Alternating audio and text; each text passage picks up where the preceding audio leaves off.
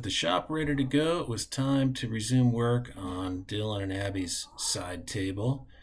And as I got into that, I decided to set up for the first time the air filtration unit that I bought from a friend a while ago. There was just not room for it in the old shop. There's two openings there so that one hose could be connected that went to one side of the shop, the other to the other side. Get the ends of either one of those hoses near the unit that was producing dust, and it seems to be working pretty well. Sorry, Dylan, to do a couple of steps without you. So I decided which are the inside corners, and that is where there's a long tape around the pattern. And based on that, then draw one face, cut the ends off, and try to freehand one face. Noisy.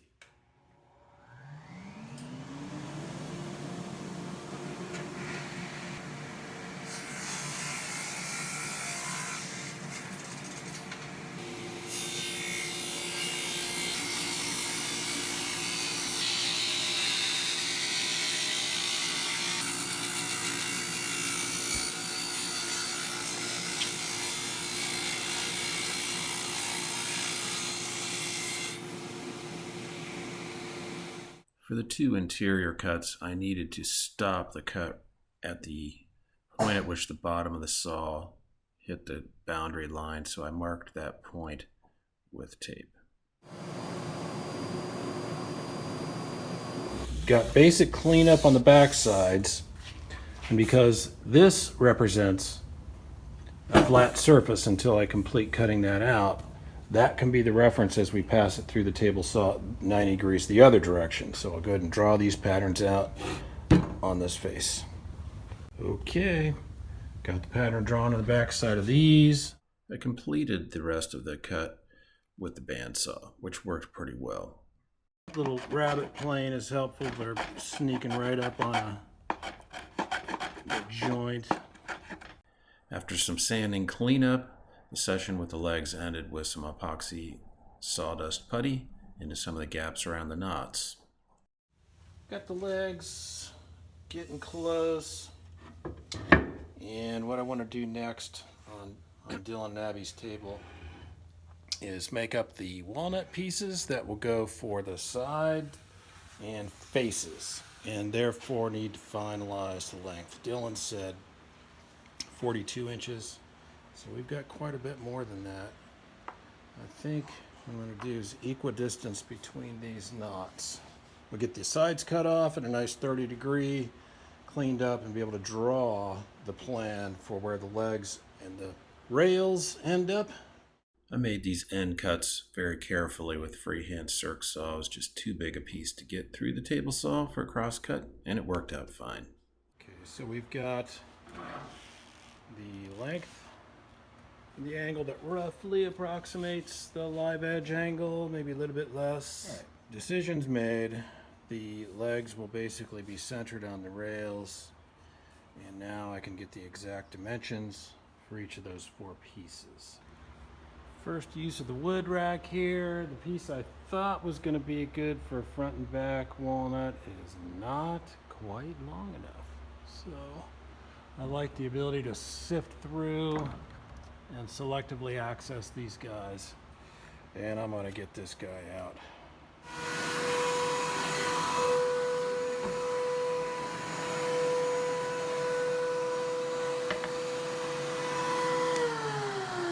I think I've selected bits of oak that have the nice quarter sawn shimmer on them. One of the things I hadn't been able to get out here is GoPro charger, so I had a couple of sessions on the phone, see how those videos work out. Get the pieces for the face and the two sides and the oak trim glued up. So we'll take those apart and cut those to length, and we're going to figure out what we're going to use for the back.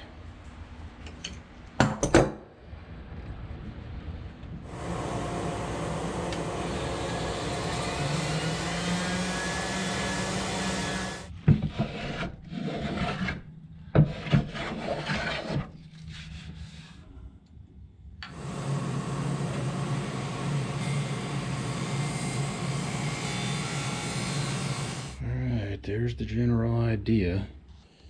Found a piece of pine, cut that down for the back.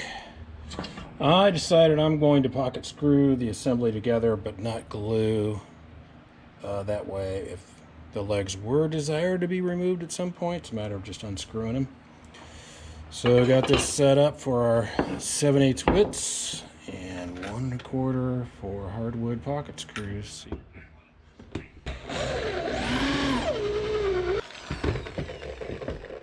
Put these guys on their marks.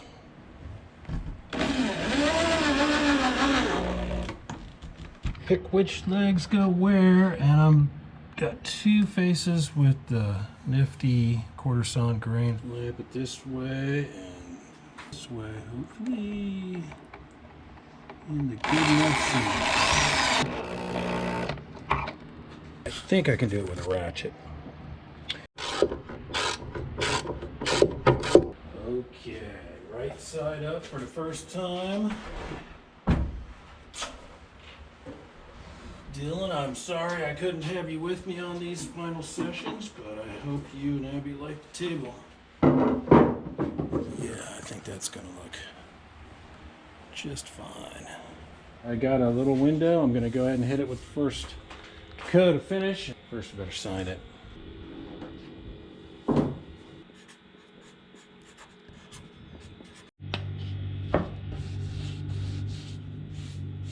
Nice.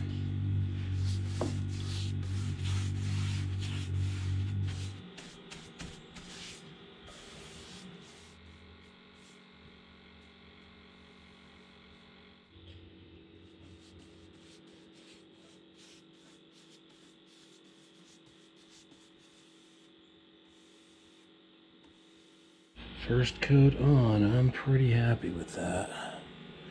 Some really fun grain contrast there.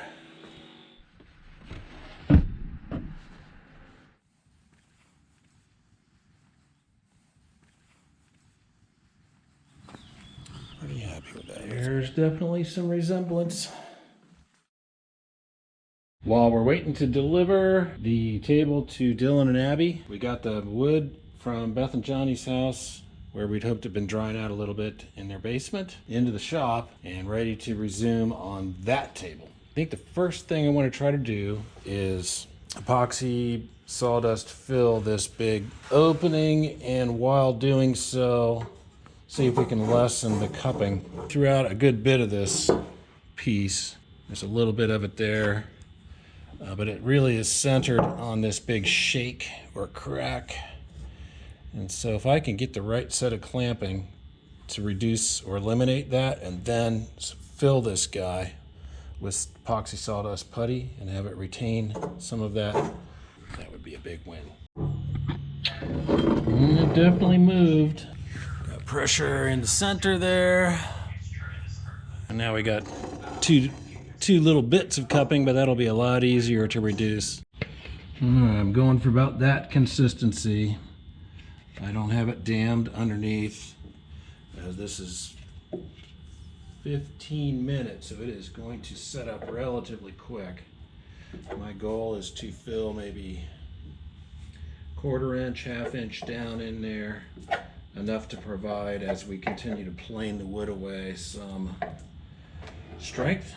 It's 95 degrees, and decided why not just suffer and do the big nasty power plane session, then the big thickness planer sessions, and I think it's still possible.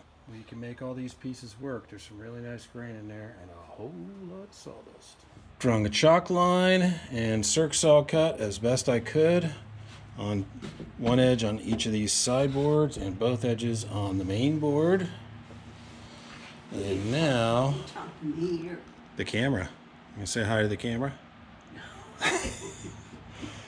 And now we're going to try to run those 4 edges through the joiner.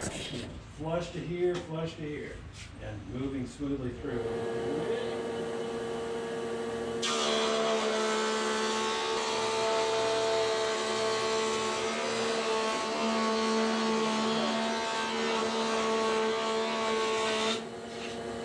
Those 2 edges are in the good enough zone. Now the real challenge is getting 2 edges on that dry. Ready, here we go.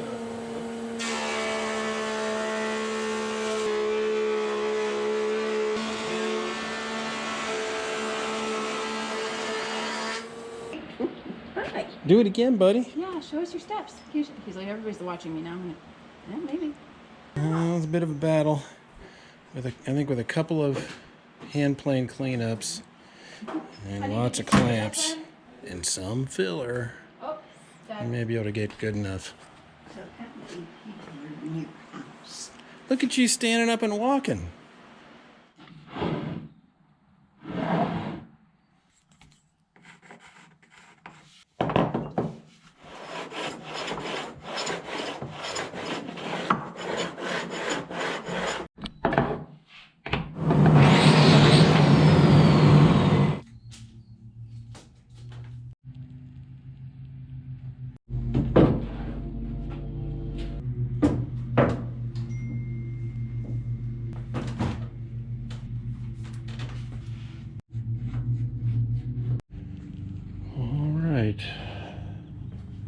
I think we actually got some pretty good joints.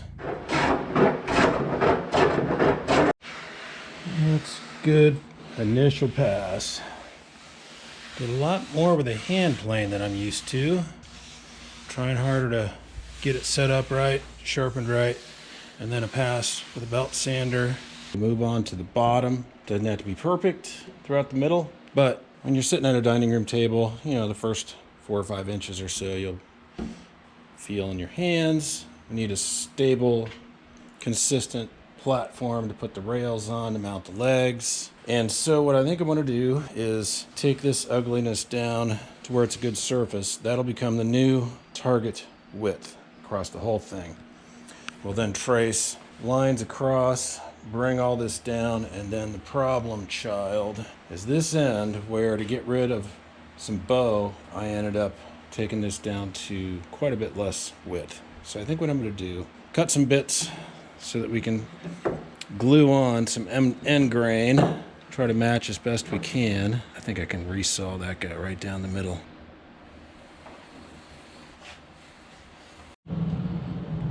It's always a fun table saw job. If I turn this guy around that way, that's going to line up pretty nicely.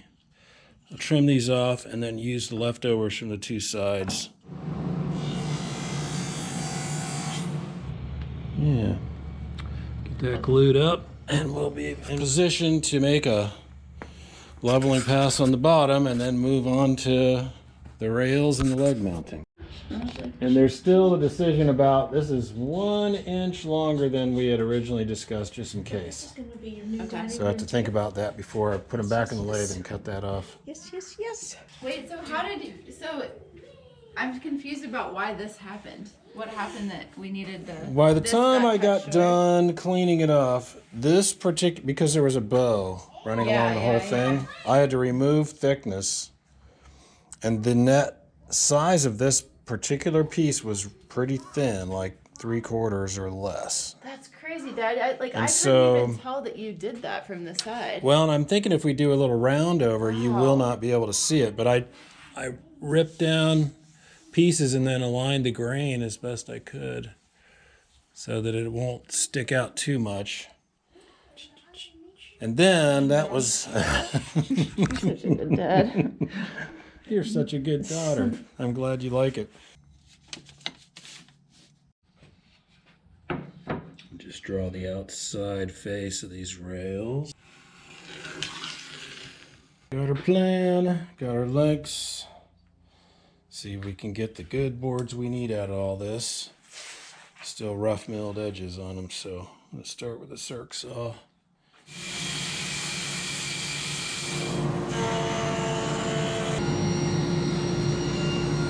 Got our dimensions for the brace. Able to get them out of the offcuts of the rails. Ripped them down so they're a 1/2 inch lower than the rails. So it makes it easier to do some round over on these guys. All right. I think now we can get some roundovers on the bottoms of these rails.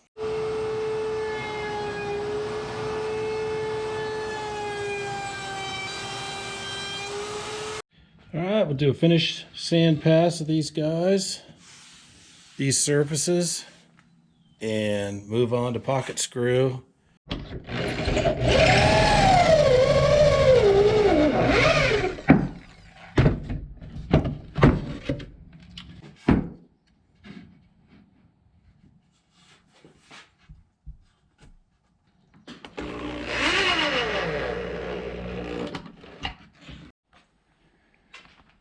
Okay, so we're gonna put the holes in for the bolts to pull the lags that hold the legs, and we want the center of effort to be basically halfway up this 3.5 inch, so a little bit off center for this piece itself.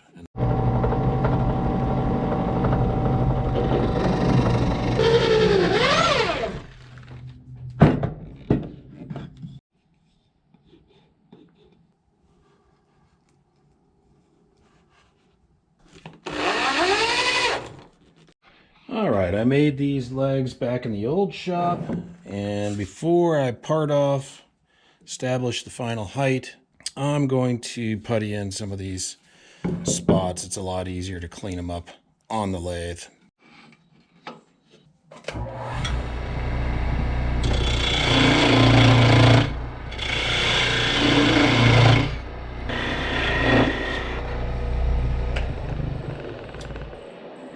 Close enough.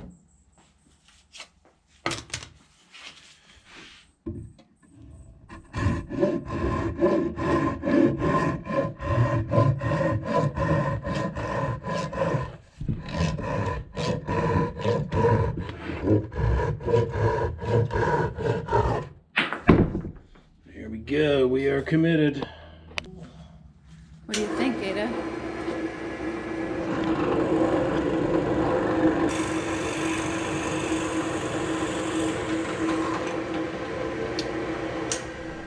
Good enough zone.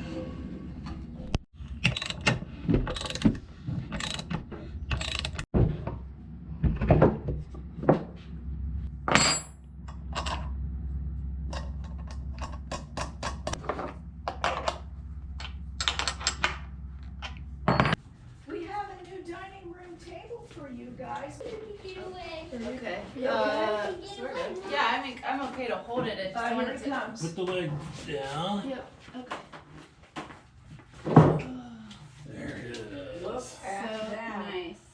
I did So nice. this 50 grit belt sander belt on a block by hand just to try to take down little high spots.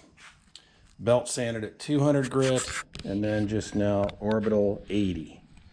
So we got to decide what kind of radius do you want on the corners and how to finish the profile of the edge. We got two options. Wait, this is sanding it? This is with a planer, hand planer, taking 1/8 of an inch off 45 and then sanding it with a hand. Well, I like the look of this one better, Okay. but I. So I'm talking about. So you could do, I suppose, hopefully. Let me do the bottom side. We'll sand it a bit and see if you're happy with it.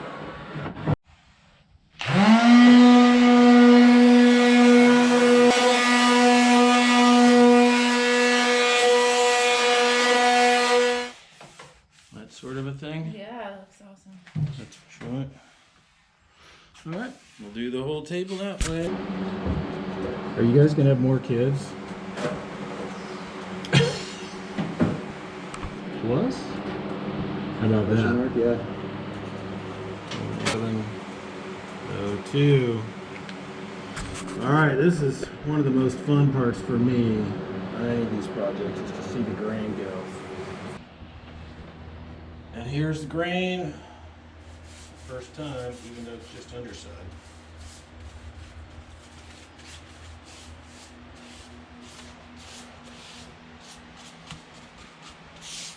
Yeah, it's gonna be good. Boy, it's drinking. Going down. Here's where we have to cross. Oh, so pretty. I came just at the right time. You did. One corner and go. tricky bit is you gotta keep a wet edge. Where it's What do you mean by burly?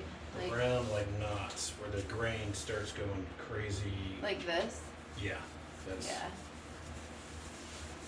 I just love the movement in the piece. The big metal. guy, Yeah, yeah. so cool. A tablecloth on still, or do you think it's... I don't think it's necessary. I think the biggest, like, wet or spills or stuff isn't the issue. It's banging Yeah. cutlery into it. The places where I put epoxy putty, like down the middle of that big crack, colors are coming out nicely. Yeah. Shim patch thing underneath it. Yeah, I don't think it's visible. That is so pretty right here. Yeah, this is fun. That's little bits of quarter sawn. Medular rays, they call it for some reason.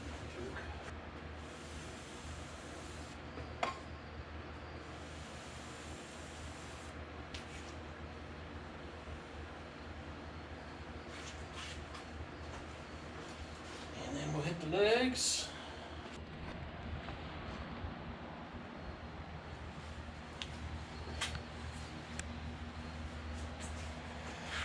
Good start. First coat on the legs too.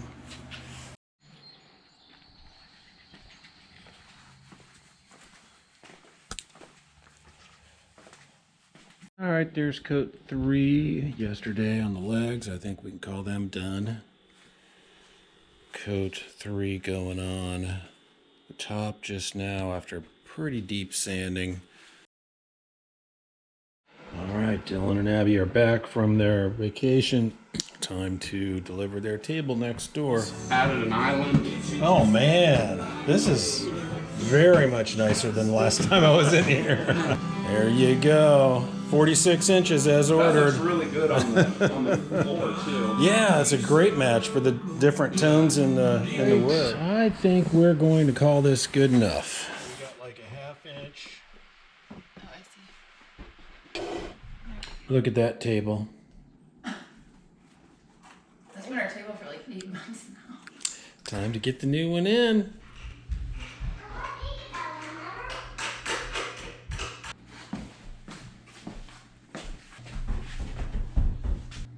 It looks beautiful. Smooth, smooth, smooth. We're working the